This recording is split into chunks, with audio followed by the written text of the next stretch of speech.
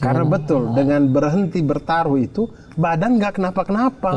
Nggak sakau itu. Kenapa-napa. Dan nggak akan pernah ada sejarahnya, misalkan ya, dia nyobain main dan dikasih menang. Ingat nggak ada orang jago main. Adanya dia lagi dikasih menang sama bandarnya. Ternyata begitu menang, terus kita benar-benar berhenti main sampai bertahun-tahun.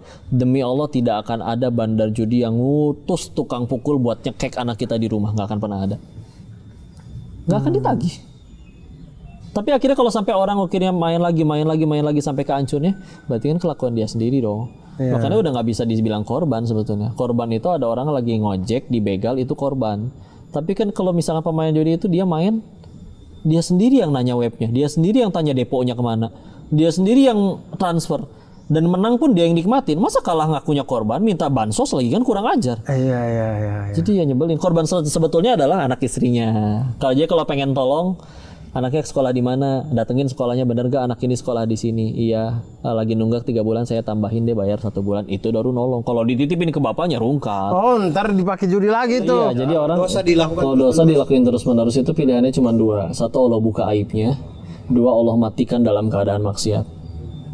Kenapa Allah buka aibnya? Bukan Allah benci, bukan Allah suka ngumbar aib. Tapi kadang ada sebagian orang yang memang Tuhannya tuh mulut orang. Makanya kayak contoh ya, orang selingkuh. Dia tahu loh Tuhan lagi ngeliatin dia. Dia tahu Allah tahu dia lagi ngelakuin itu. Tapi nggak berhenti.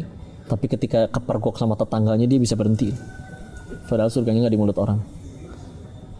Kalau udah kayak gitu masih terus-menerus dilakuin, ini pernah kejadian ya. Waktu dulu nyanterin Darut Tauhid, ada, ya kita nggak sebut nama, ada tokoh pejabat publik punya jabatan di masyarakat, meninggalnya di hotel remang-remang, esek-esek pinggir jalan, tanpa busana dengan sesama jenis.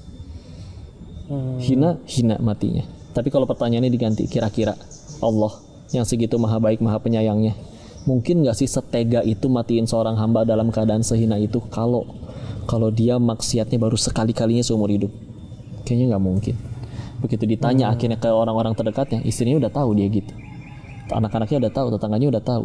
Jadi orang udah pada tahu, udah kebongkar aibnya, diulang terus, mau nggak mau Allah ambil jalan, dimatikan 1, bisa jadi 1000 orang berhenti gara-gara kejadian itu.